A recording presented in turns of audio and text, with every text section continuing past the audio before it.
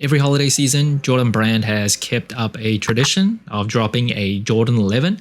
In 2025, Jordan Brand went all the way. There were some city exclusives for Las Vegas, Houston, Atlanta, Tokyo, and there was one colorway that was dedicated to an entire country, Air Jordan 11 China.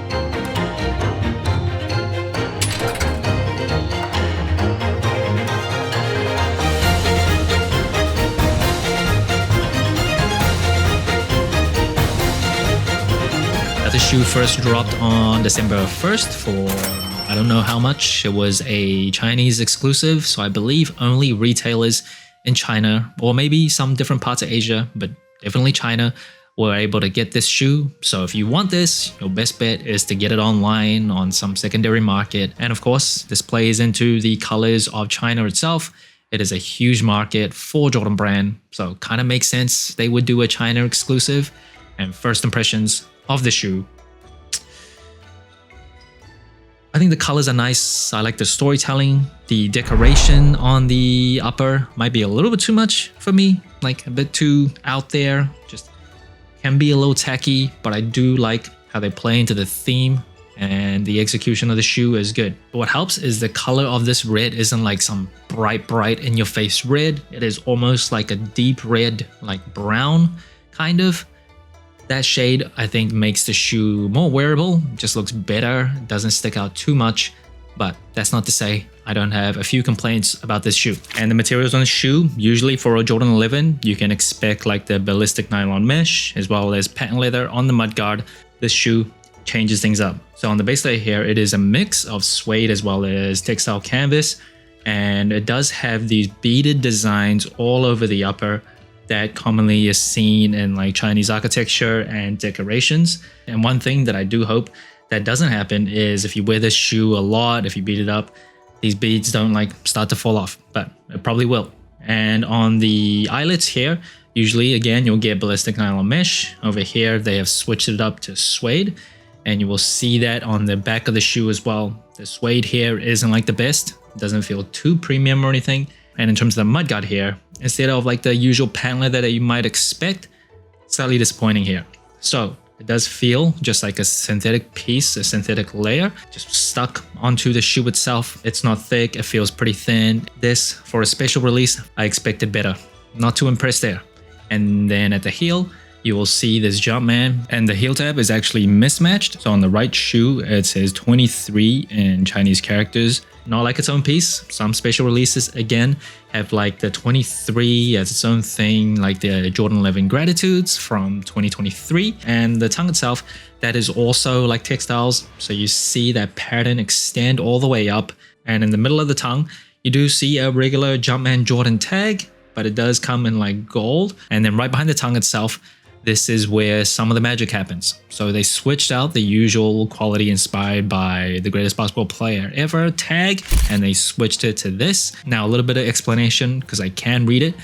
The Jumpman replaces the word like God. So one of the things they call Michael Jordan in China or in Asia more specifically is basically God. That's like one of his nicknames. So if you replace the Jumpman with actually the character God in Chinese, it completely makes sense, and it's kind of hard to like directly translate into English. There's a lot of things that gets lost in translation, but it's more like poetic. It doesn't sound as clunky when in English, but I'll try to translate it anyway. So the first phrase, that means skills are godlike. The second one means skills are so good it's reached like a transcendent level. The third one, it basically means the display of skill and expertise and prowess. And on the very right, you will see Jordan, volume 11, and it's actually mismatched on the shoes. So the tag on this tongue, the first phrase means extraordinary foresight. The second one kind of means brilliant planning and prediction. The third and fourth one, it uses like that 23 to replace the word God, but it's two phrases. So the third one is stroke of genius, and the last one means immense great abilities. Now on the ankle lining, you will see they've switched things up to like this silk type of material. That is obviously another tribute to China. Silk is very often associated with Chinese history, so it gives it a bit more of an elevated look. I'll get more to sizing and comfort later, but I do think the change in this type of material does affect sizing a little bit. Now, in terms of cushioning, the Jordan 11s comes with a Phylon midsole as well as a full-length Nike Air unit. Jordan 11 was the last shoe to use Nike Air. From Jordan 12s onwards, they would use Zoom Air, and the midsole here, again, they switch things up. It is actually suede. Again, the suede isn't like the best, but you don't really need like super premium suede on this part of the shoe. Otherwise, it'll get beat up pretty quickly. And in terms of the outsole, no like extra storytelling here. A pretty regular Jordan 11 outsole with herringbone traction at the forefoot as well as the heel.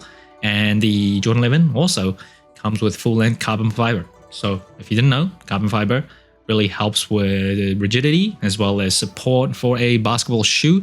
It also helps with kinetic energy return. So when you push down, basketball players want as much energy to return as possible, as quickly as possible. And the insole of the shoe in the same type of Chinese colors with gold on the bottom, as well as that deep red.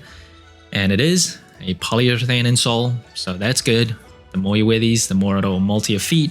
Just gives it an extra bit of comfort. And the box of the shoe comes in a kind of gold box, and the paper inside, like the tag inside the tongue, you will see a bunch of sayings in Chinese. If you replace the 23 or the Jumpman that you see here with the Chinese character God, it'll actually like be a proper saying. It'll all make sense. So I like how it comes with custom paper. And if you want to wear in Chinese, they read like vertically from right to left. So if you really want to learn, read down, right to left. And in terms of sizing and comfort, I am a wide and flat footer. For Jordan 11s, I usually go up half a size. The toe box area just strangles my pinky if I go down half a size. However, for this shoe, because they've switched things up, like on the lining area, it feels like there's a bit less padding than a general Jordan 11 inside the shoe. So it does feel like there's some dead space, but I am a wide footer. I don't want to risk going true to size and then that toe box area really starting to hurt. Unfortunately, I can't give you the best recommendation. If you don't have wide and fat feet, I do think you could go true to size. If you have wide feet, I'd probably still go up half a size, and if there's too much room or space, just either deal with it or wear thicker socks. Comfort-wise, I think the 11s out of all Jordan retros are decently comfortable. Not the best. The carbon fiber might take some time to get used to. If you're not used to wearing like basketball shoes as casual off-court shoes, it is pretty light though, despite it looking like a pretty heavy and bulky shoe. So pretty good in terms of comfort. Nothing too great. And that brings the total sole score of the Air Jordan 11 China to 39 out of 50. A pretty good score compared to other general releases. Now first, it is colorway.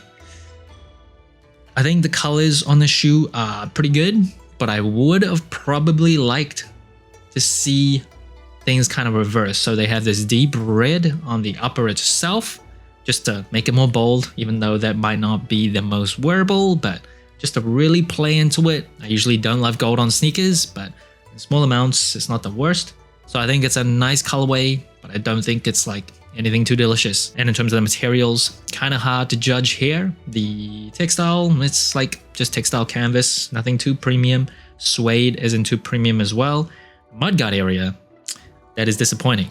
So it just feels like a synthetic layer on top, not very good. It is thin. And in terms of the comfort, I think the 11s, at least from Jordan 1 to 14, is pretty good. One of the better ones. This is a decently comfortable shoe. In terms of the versatility, I think the 11s have absolutely crossed over into the mainstream. It is wearable off-court. Nobody really sees these as like pure basketball shoes anymore. In terms of the wearability of the colorway, the colors itself is pretty wearable, especially like this deep red, almost brown shade. Not too bold, not too bright. Doesn't hurt your eyes. But the decorations all on the upper, that might hurt a little bit. Might be a little too much, even though it is kind of like pearl colored, kind of blends in from a distance. You do see it up close, and that just, for some people, might be a bit too much, a bit too tacky, a bit too gimmicky. And in terms of the storytelling, I think the storytelling is pretty good. So the design of the shoe itself, of course, the tags on the inside of the tongue, the box itself is different, it's custom. One thing I think they could have given us is like an extra from the box, like keychain, hang tag, whatever it is. They could have thrown something in there. Today's throwback of the day, it is another China colorway. It is the 2008 Nike Hyperdunk China that was released coinciding with the 2008 Beijing Olympics. So you see this kind of deep red upper with hints of gold. Really nice looking colorway in my opinion. Flywire on the upper too.